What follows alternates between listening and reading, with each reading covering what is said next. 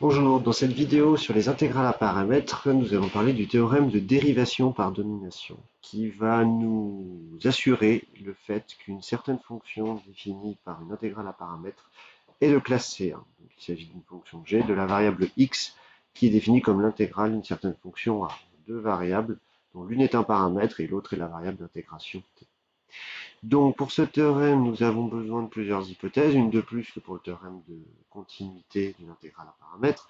Nous avons besoin du fait que la fonction f sous l'intégrale en x soit de classe C1 sur le bon intervalle. Comme ça, la classe C1 va se transmettre à la fonction g finale.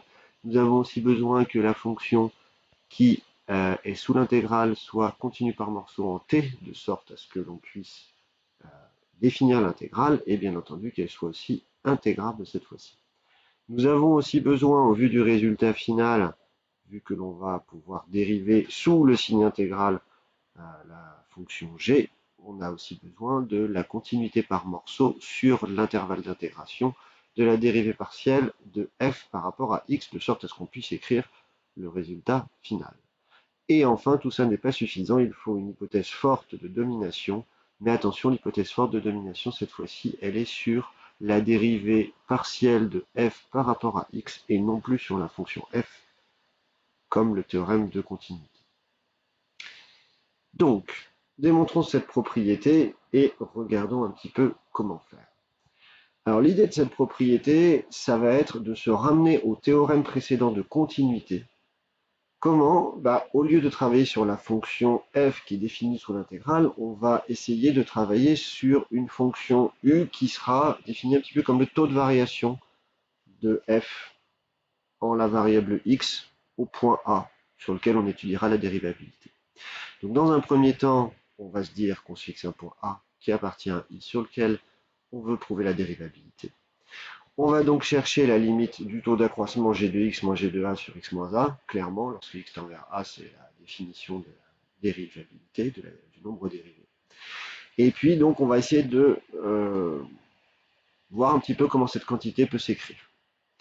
Donc, bien entendu, il faut que x soit différent de a, et par l'hypothèse 2, vu que toutes les quantités qui sont écrites ici existent, on peut toujours écrire que le quotient est égal à la différence des intégrales sur x moins a.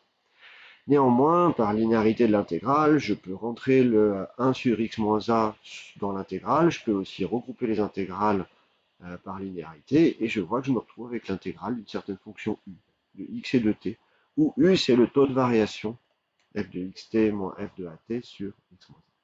Et c'est sur cette fonction-là qu'on va chercher à appliquer le théorème précédent de continuité d'une intégrale à paramètres. Donc on va regarder si toutes les hypothèses dont on a besoin sont satisfaites. On va dans un premier temps se servir de l'hypothèse 1, mais on va d'abord, par un petit jeu d'écriture, introduire une fonction h qui va nous permettre en fait de faire la même chose que la fonction f, sauf que la fonction h mettra t en paramètre et n'aura que comme variable d'entrée x, de sorte à pouvoir mieux lire les choses. Donc h, c'est f de xt, mais on écrit que h de x égale f de xt. Donc ça nous permet de reconnaître un petit peu mieux un taux de variation en la variable x. Et par l'hypothèse 1, du coup, on va avoir que la fonction h est dérivable, puisque h est dérivable dans la mesure où d rond f où f est de classe C1.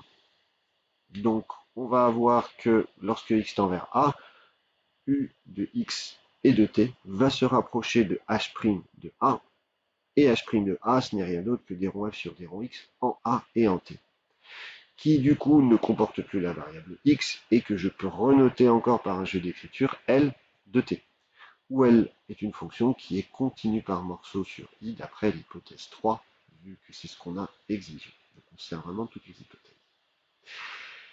Maintenant, on va essayer de voir si jamais on peut majorer cette fonction u de x et de t ici. Et effectivement, on va voir que l'on peut. Parce que dans un premier temps, l'application h que j'ai définie tout à l'heure, elle est dérivable. Et sa dérivée, si je regarde h' de x et de t, c'est d rond f sur d rond x en x et en t. Et bien c'est toujours plus petit que phi de t, d'après l'hypothèse 4. On verra après, pour l'hypothèse 4 bis, comment on fait. Puisqu'on a le choix entre l'hypothèse 4 ou l'hypothèse 4 bis qui est plus faible. Et donc, on a ceci.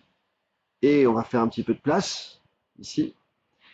Et on va s'en servir pour utiliser une propriété qui est propre au fait qu'on a quand on a des hypothèses sur la dérivée petite d'une certaine fonction, on va utiliser le théorème donc, de l'inégalité des accroissements finis. Et dans ce cas-là, je peux directement écrire que la fonction h, elle est lipschitzienne, et elle est même phi de t lipschitzienne, puisque phi de t est la constante en x qui majore la dérivée de h. Et donc par suite, on peut écrire que quel que soit x et t appartenant aux bons intervalles, u de x et de t qui est égal au taux de variation de h en a est toujours plus petit que phi de t. Donc j'ai mon hypothèse de domination sur ma fonction u. Et là, du coup, je me retrouve avec mon théorème de continuité d'une intégrale à paramètres avec les bonnes hypothèses de domination, mais cette fois-ci pour la continuité. Donc, je peux affirmer que l'intégrale de u de xt dt, lorsque x tend vers a, se rapproche vers le fameux L de t que j'ai défini, qui est donc des ronds f sur des ronds x en a et en t. Donc si je reprends mon jeu d'écriture et que je remplace u de xt, enfin son intégrale, par ce que j'ai dit, ce que j'avais au début, je trouve que le taux de variation converge vers l'intégrale de des ronds f sur des ronds x en a et en t lorsque x tend vers a. Finalement, ça veut donc dire que quand je passe à la limite, le nombre dérivé est égal à ce que je veux, et donc que g est dérivable en a. Ainsi, g', elle est continue aussi par application du théorème de continuité. Donc à la fois g' de A existe, et à la fois g' est aussi continu en A par le théorème de continuité, donc par domination. Reste à refaire la démonstration dans le cas où l'hypothèse 4 de domination globale est remplacée par l'hypothèse 4 bis de domination locale. Et dans ce cas-là, exactement la même chose que pour le théorème de continuité de l'intégrale à paramètres.